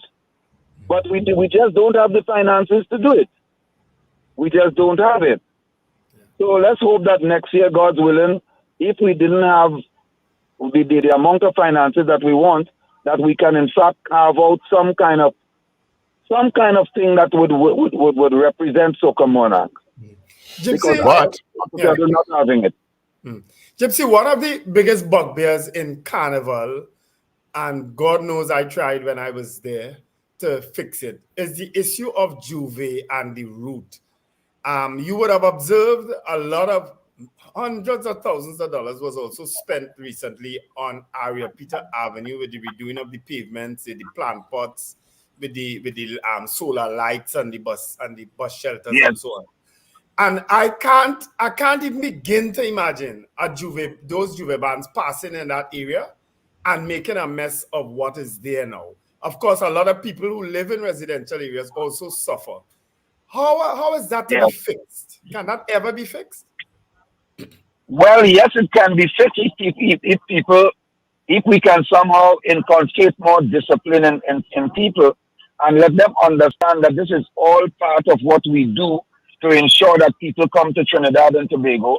The aesthetics of it must also have, some kind of appeal to people, and they cannot be walking around just defacing everything that we have because it's Carnival. Carnival is meant to have a good time, not to destroy and to be destructive to anything, infrastructure including.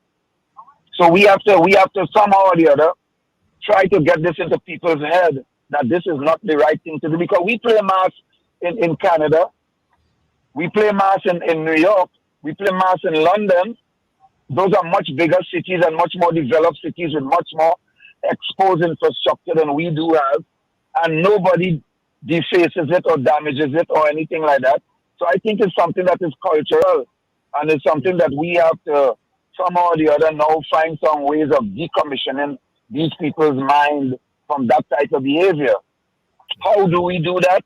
Whether it is with law enforcement or it is with education, but we have to find some way that we can find some mutual ground with all of these masqueraders and or revelers that has that kind of, habit in them. Yeah, because there are still walls of some people's residence and business places that have been defaced, and they just ain't bother to paint it. They just leave it. Well, yes, because they have set up painting it. I mean, it become a ritual. Every carnival you paint it, and every carnival they deface it and you paint it again. So something has to be done. I don't know if it's law enforcement or whatever, but something has to be done, because we cannot continue like this. And I want to say that it is not the majority of revelers who indulges themselves in that kind of behavior. It is not at all. But so it is something that we can in fact control. But let me tell you something, okay? Action without consequence would always continue and manifest itself in even bigger growth. So we have to have some consequence for these things. Either you have people there that would look at these people, and when they do these type of things, let the law take its course, because we have laws against these things, but it's never implemented. Yeah. Have you ever considered maybe when the bands are registering or whatever, charging them an extra fee so that it can assist in cleaning up after? Because as I said, it really is distressing to a lot of people to have to come out and see people all over their walls. I totally agree. Yeah. Well, no, the short answer to that is that the National Carnival Commission has never considered that. But if that is a proposal that or something that is put to us that we have to implement, then we will. Yeah. But I don't think we are not lawmakers. Gypsy and Wendell, let me tell you, Gypsy is right. The first band that gets shut down when officers see them defacing a wall, it will never happen again. Yeah. Because if police officers see them defacing walls and the police shut down the music and come up the road, it will never happen again. And I agree. Yeah, some example needs to be. It's allowed to continue, and the people have to paint their walls every year, and that's the bad part. They run over cars, they stomp on people's vehicles. In many cases, it's a lot of lawlessness. Yeah. And I am telling you that I don't see these things happening. And I have been to just about every carnival that we have in the world. And I have never seen it happen anywhere else. But in Trinidad. So it's a form of lawlessness that because that we allow it to germinate, and now it has gotten it is basically in our DNA now, in some people's DNA, because I'm telling you that that's not the majority of people. I can vouch for that. Let's switch to some good news now. Something about it, but unfortunately, the National Carnival Commission can't make laws. Let's switch to some good news now. Your brainchild, Brass Bacchanal, is going guns. Yes, it is. Yes, it is. It is getting bigger. It is going very, very, very good this year. We want to double the patron, so we have added it. We have imbued it with some other things, like we have Farmanapi and we have ATM. These are just, apart from the competitive side itself, these are just the entertainment side of it.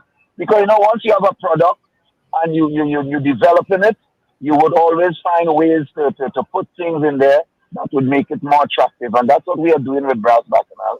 From its inception to now, I think it has grown, and we want to keep on growing the product that is Brass Bacchanal.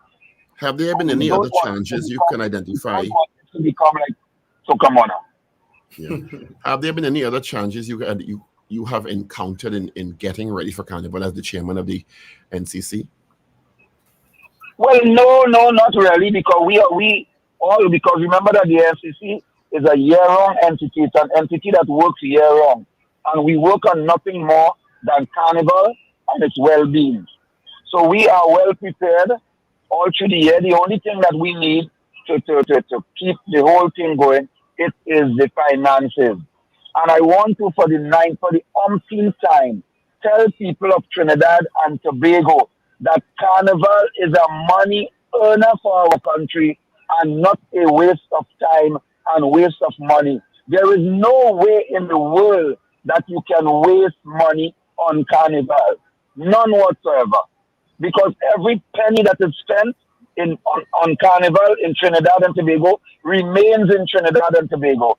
And it is spent by the people of Trinidad and Tobago, and it is spent on the people of Trinidad and Tobago. What we do is spend our money, put it out there, and we have a big income coming in from it. So it generates foreign exchange, which we lack this kind of moment in our country. So we need it, and we need to bring people in our country, and what better to bring them so that they can spend money than Carnival. So please, people, let us stop talking about wasting money on Carnival, and let's cherish it, and let's spend a little more so that we can actually make it bigger, better, safer, and brighter, and bring more people to the country. Yeah. Gypsy, I also know that NCC, along with other stakeholders, would have been meeting with the TTPS concerning crime and security for Carnival. Now, Carnival has been relatively crime-free. I mean, the police have done an excellent job over the years. What assurances are being given again this time? And who is the goal commander? We haven't heard that announcement. Well, we do have a goal commander. His name really eludes me right this minute. But we have a goal commander.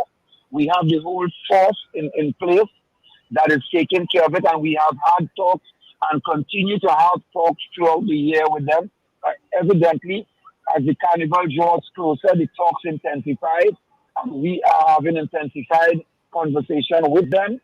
And it is bearing fruit because we are heading in the right direction. I just can't come out here and just tell everybody all the things that we are doing. But suffice it to say that the security forces is well in place, and we are working, and they are working seriously to ensure that the people of Trinidad and Tobago and our visitors are well protected. You would have, despite what is going on and what you're hearing, and I know I'm hearing some conversation with the police, and that is not my experience with them, and I know that would not be the experience with the police service in Trinidad and Tobago, because we are all Trinidad and Tobagonians people. What are your thoughts on the issue of Tobago Carnival? Tobago made an announcement a couple of years ago and launched their October Carnival, but it seemed there's some sort of representation coming up for this Carnival. What are your thoughts on that? Well, I have had talks. I have had some conversation with the Chief Secretary of Tobago as late as the beginning of January, and he was talking about it, and he agreed that we should not have anything there. But we have some traditionalists who might want to go ahead and do some little whatever they want to do. So it is not going to be like Carnival basically, but we have traditionalists, and they want to do whatever they want to do, and we live in a democracy. So I guess that they will have some small things, but Tobago Carnival is going to be in October. What about other aspects of Carnival, other areas of Carnival? I know we've talked a lot about Port of Spain. How are preparations for San Fernando and other areas going for this year? Everything is coming on well. You know that I too am a traditionalist, and I believe in the regional carnivals in Trinidad and Tobago, because I believe that is what is really reflective of our carnival and its antecedents. And I believe in that kind of carnival. So our regional carnivals are well in place. As a matter of fact, we had the check distribution day before yesterday for the regional carnivals, and everything is in train and everything is in place. So all over Trinidad, and well, not Tobago, but all over Trinidad, we would have our carnival portrayed, our carnival portrayals, from Point Fontes, San Fernando, Mayaro, wherever, all over Trinidad and Tobago. It's the only country in the world where carnival is played everywhere, because this is where it's from. Okay, Gypsy, thank you for being with us this morning. Yeah. You're very welcome. You're very welcome. And you guys keep on doing a good job and promote our carnival for us. Promote our carnival. Indeed. Of course. Thank you, Winston Gypsy Peters. Yeah, Gypsy. Appreciate it. All the best here. Have a good one. Okay, thanks. Bye. I'm actually supposed to be going to the village this afternoon, yes, this evening. Okay. Darian invited me there to something. We want to do something special for some special people this evening. So I'll let you all know about it Monday if it comes, once it comes off. All right. Quickly, cricket update. West Indies lead by 35. They're 1 for 13. Oh, Lord. I'm not too sure. End of day 2. Oh, they're not. The cricket isn't actually playing, right? No, it's end of the day. Okay. Yeah. So you don't know if it's Chanda Paul or Brathwaite out? I'll tell you now. Yeah. Because both of them is two choke fest. That is choke fest there, you know. Chanda Paul and Brathwaite is two chokers, you know. Oh God. To me, if you had an open batsman had to be able to attack the ball. Two people can't just be chucking and blocking and defending and deflecting, hold it. No, that can't work. West Indies need to fix that. Yeah, China Paul out with 4. You see what I mean? He chucked 4 runs. Can't do that, man. Somebody had to take. Nothing wrong with a little short chuck now and then, yeah. Yeah, but you can't chuck all the time, so? Oh, goodness. No, you can't. You shouldn't. You gotta go driving or hitting. Quite cruel. Yeah, you gotta drive or hit. Square cut, hook, pull. Pull, eh? On a more morbid note, oh God, Alabama will be the first state to use nitrogen in an execution. Yeah, it happened overnight. Wow. If so it goes, did it already, I didn't have the reports here. The planned execution. It happened overnight. Yeah, it happened overnight. It's the first time they've never used it before. And what is supposed to happen is that he puts a mask on and he would go in an unconscious state and eventually pass away. So that did happen. It's like euthanasia then. Yeah, his body did react to the nitrogen. He had some, he shook a little bit, and he passed away. He was set to be put to death prior to that, but they couldn't locate a vein. So that's why they used nitrogen. Never tested before. Wow. Yeah. So when Kurt says Brathwaite who out, well, it's just a left-handed chucker and a right-handed chucker. So the right-handed chucker out. Something I was going to say before that message came up. Oh, I saw Dominican Republic. I don't know. Is that accurate news? Dominican Republic has gone to a 4-day work week? It's on trial. It's on trial. Okay. Yeah. We do have some calls coming through, gentlemen, so let's go to it. Good morning, caller. Good morning, Steve. Morning, Derry. What's shaking? Shaking. Carnival Friday just now. Yeah, shake and bake. Fantastic Friday. Paul, good morning, Dr. Paul. Wendell, good morning, my dear. Morning, Ms. Dabity, Val. Wendell, I heard you say just now that Darian invited you to Carnival City, Carnival Village. Yeah, so we want... No, it's something specific we want to do this afternoon. That's why. You see, and they blame Tarrant to share with the guy invitation, you see? No, it's a free show, But we want to do something specific for some people. Oh, okay. Yeah. But I went last week Friday when it had the opening. Yeah. Now, I don't really take part in Carnival per se. I love things Carnival, but I don't participate in anything. I just listen to things. But last week Friday, I went to Carnival, but it was really good.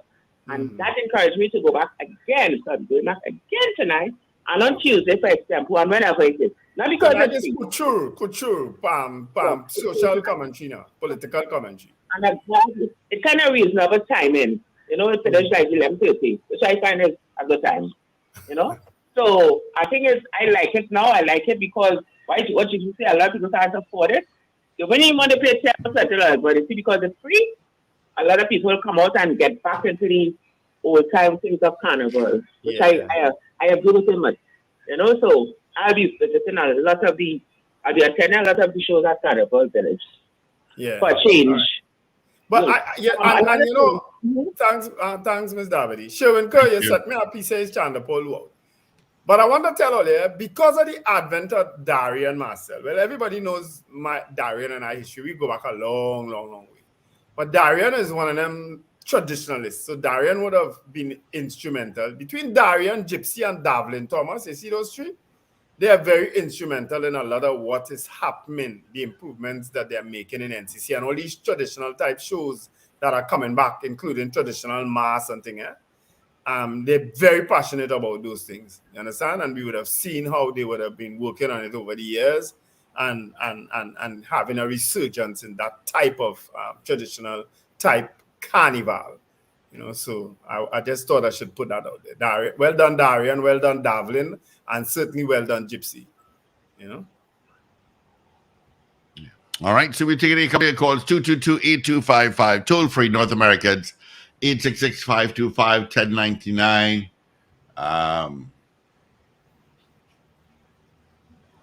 Yeah, it's trying to pull that out. Yeah, right? it is trying to pull. 18 for 1. West Indies, second innings, they lead by 35 runs. Because Australia did a weird one, and they declared Australia just didn't 89 want for 9.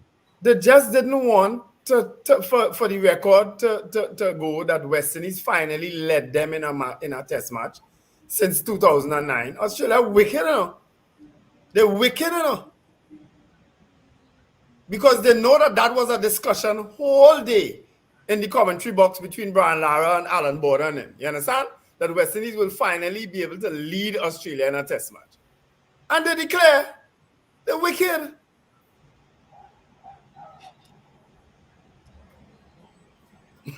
Anyway, Australia had a hard team to beat, yes. Lord Father, they had to beat. Yeah. Somebody else told me there's a send me a picture of a killing on 6th Avenue, but I don't know which 6th Avenue. I don't know. That's the same message that came earlier on from someone, remember? Yeah. Someone sent me a picture now. Oh boy. So I don't know which 6th Avenue. My head is telling me it could be in Barataria. Or Malik, because it goes all the way up. It goes all the way up. So, yeah. So 222-8255, 866-525-1099.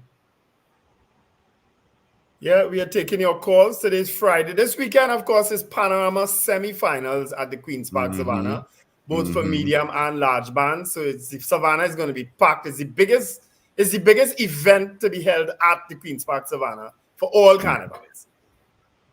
You understand? It's the biggest event. So come down. Rumbox will be at the grandstand. Look for us on the western side of the grandstand if you're feeling to come and take a lime and patronize us. Rumbox will be there at the grandstand, Queen's Park Savannah. Yeah. All right. I do a little hard.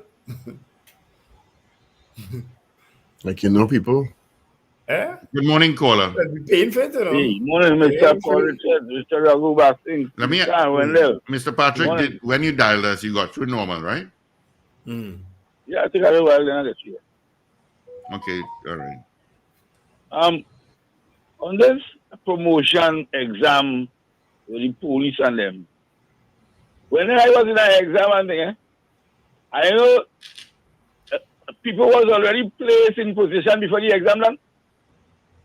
I was telling you, blue-eyed boys and blue-eyed girls exist. All around the place, right? Yeah. That happening all around the place. So I don't know. It's a matter who know who know this one and who know that one.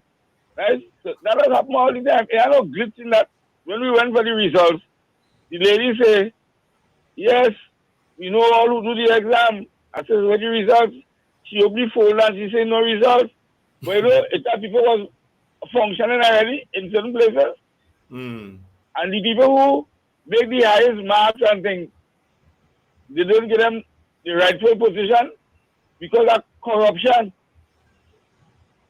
Corruption and favorism. That was happening.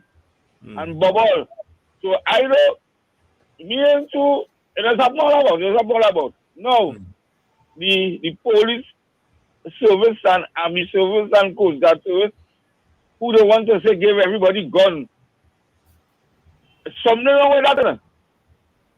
It has some police and soldier and army men and they ain't fit to be there. How you going to get them gun? You know? But we've seen that over the years that they're not fit to be in there. We've seen that. The behavior and the conduct, you gonna get them people gone by? Well, guns to take home. To take home. To shoot to. Well, to protect themselves and their families. The soldier fella, he turn the gun and shoot people. And over the years, we see police, soldier, whoever, take gun and shoot people. Yeah. So you have to do some kind of evaluation, some mental evaluation, you know, some kind of thing you have to do to make sure that people stable to use gun. And now, I hear Gypsy talk about, I remember the longest while Wendell, I went to Irma with some people who come away from England and things. You know what's happening in Irma? Well, the new mayor said he will revitalize it. Well, I want to hear what Mr. Baliman will do about that. And what has he done so far? In Irma, everybody is going strong. There's only one band that's passing Irma, Bismarck. That's the first band from the hill, not too long there. And from up here, Carnival just bumps up. And that is it. At the mix and mingle, he came and he stood up around the table with Richard. It was Galen, Camille, Richard, and myself at the point in time. And he was talking about the man. Richard asked him certain questions, and he said he will help. I said, well, look, Richard, right there. He said, right, why Richard, there are no carnival? Why there are no carnival in Arima? Because the business committee are coming that. Well, he is one of the main businessmen in Arima, so. Yes, I know that. He wants help. But what does he mean he wants help? Well, but ideas now. So you have a whole council and you want help with ideas? That council, Paul, you know anybody in our council? And what they stand for? And what they're about? So his response is he wants help with ideas. Well, I suggested he talked to Richard. Richard, of course, suggested me because I was chairing Carnival. I said, no, not me. I said, ask Richard. And if Richard doing it, well, then I will assist Richard. But they need help. And Mr. Patrick is right. I don't know what help let us want that. Because, like, is that people in Arima who into Carnival, who into Mass and things?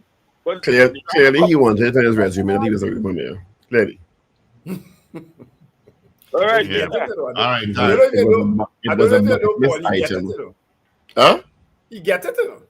It clearly was a bucket list item he wanted to check off. Maybe when I reach 80, they might put... That you installed, when was it? September, October, November, August. January. August. And you're now looking for ideas? Okay. That murder on 6th Avenue is by the Eastern Main Road, north of the Eastern Main Road on 6th Avenue. North of the Eastern Main Road. So it is heading up the It is on 6th Avenue, but north of the Eastern Main Road. It's heading up 10 the feet from the Malik main side. road. Yeah, 10 feet from the main road. Yeah. I don't know. These guys just get up in the morning and say, all right, we got to... I don't know. You have nothing else to do. All right. So 222-8255, toll-free North Americans, 866-525-1099. Of course, our poll question, do you think Marshall Montano's re-entry into the Calypso arena will re-energize interest in Calypso? That's going to stay up on our website and on our app. Well, you should find it out by now. It's Power 102 Digital, and our website is power102fm.com. And it's going to stay for the entire weekend. We give the results come Monday morning. It'll be 2 weeks before Carnival.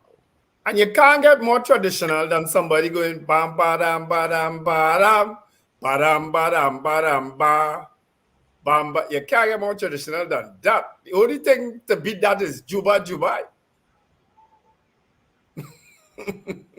Jubai. That's the only thing could be that. Bam badam badam badam. Every single child right now in our primary school singing calypso just go out to say those words. Bam badam badam badam badam badam badam ba. Every child. Should we have our calypso competition on Carnival Friday on the show? Yes, why not? Why not? My calypso all already. Four of us singing. I'll certainly get something and do. I think I'll try to write something, see if I can get some musical accompaniment. Oh, well, excuse me. I have a calypso De Foster wrote for me. I have I've never sung calypso though. I have to admit, I've never sung calypso. I've never entered even in school, I've never entered a calypso competition. The closest I came to singing calypso was in Hillview when I sung backup for Designer. Remember Designer Keith Prescott? Yeah. He's our Hillview boy. He was in Hillview with us, and I sang backup for him and we had a calypso competition. Okay. They always had a calypso competition. Yeah. Good morning, caller. Good morning. Morning. Good morning. For Steve, saying all circuits busy on that flow line this morning to you. I don't know, but I call other people to find out, and I use the flow phone and it's ringing. So I don't know what happened, and now it's songing, a kind of funny tone. I know the phone engineers were here yesterday, so I'll give them a ring and tell them we have a little issue still. Yes. So. All right, go ahead and talk to Paul. Go ahead. I want to vote no to all the polls. I was trying to get in that time and I didn't because of the no circuit. So I am saying no to that poll. I know why you know. A lot of young people in Calypso. And I know why. Good. Why? It's Wendell poll, it's not my poll. Oh, jeez, it's Wendell's fault? Yeah. But take off the mic. Oh, well. That's why I say no. You're doing the right thing. Well, right. Okay. It's a pity you didn't bring a poll this morning. I brought a poll. We just didn't publish it. I might have been a mood to answer your poll this morning. That's normal. Well, it is so normal, because yesterday I didn't answer your poll, so you know how I'm moody. But you had a headache yesterday, we understand. It's not easy to get a carburetor going every morning, That carburetor was that old carbon in it, so sometimes it's difficult to get. That is always fire any furnace, so don't try that. You have to start that carburetor at 3 o'clock in the morning to drive 7 o'clock, Good morning. I run to WD for it. It ain't easy. Sometimes it will be easy. Well, when you take it home, have some challenges, Shaman, are you hearing Paul? It's difficult sometimes. Sometimes I got the energy. Who do have the energy? When you see cold weather hit, them joints freeze. So you see where the lackluster energy coming from, the direction? Not me, darling. Not me. You see you are bright and chirpy? I asked Strongy to help me and money. Tell me, Nana, your turn. Oh, so I handled my days, you handle your days. When Strongy naming that, Strongy gone out to the PG already. I feel like I have bus up shot today. I think I'll go to Juman's. You have to call. I'll send the telephone number. Paul, call an hour before. I go and do my normal hot shop mini beef with Have a beautiful weekend. A wonderful Bye-bye. I'll see you in pan. On that pink hot pants you buy last week, eh? You don't Shut like down it? the pan. I hear waving flag for All Stars again. A few other bands too. No, just All Stars. All right, I'm going. Bye. Well, have a good weekend. Be safe. See you, Zena. Let me say good morning to Lennox Tousse and of course his son Chris.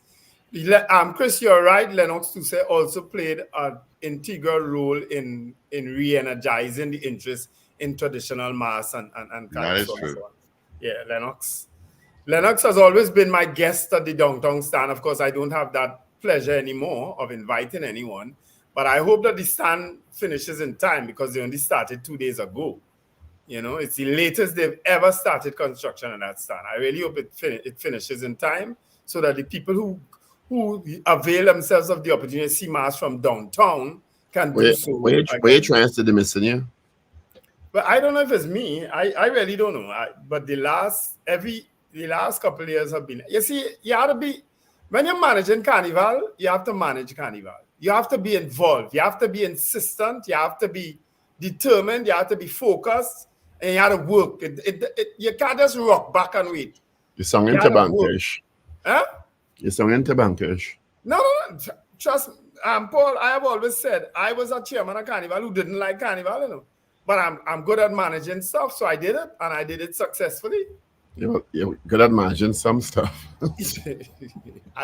I managed all success. You didn't manage everything properly at all. No, I did. Just some people can't take management. Well, that's why they're under new management now. Not everybody could take. That's why they're under new management now. Not everybody could take being managed, you know. That's why they're under new management now. I'm not so sure either. Next thing you know, they're back. They reinstate the old board? They reinstate the old board? Never And the old chairman? And the old chairman?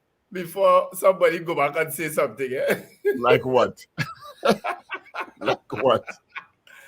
I had to sign under new management, you know, but I know if the company flourish under the new management, I don't know. Oh gosh. Anyway, you all have a great weekend. Is it that time already? Yes, it's that time. Oh my. It is that time. Be safe. It's Panorama weekend, so we want you all to go and support the pan. Yeah. You know, and we see it, God willing, on Monday. Please be safe out there. Yeah. And park in approved car parks. Too many times I see touts. In walking to St. Mary's Fed there are people touting park in the road. Can you imagine that? You have to pay them to park in the road. Anyway, folks, have a wonderful weekend. Be careful on the roads. Look out for the young ones and remember to let go and let go. All right. Thanks, guys. Now, of course, this is what Marshall Montano from last evening. And a little Caribbean. Give you a good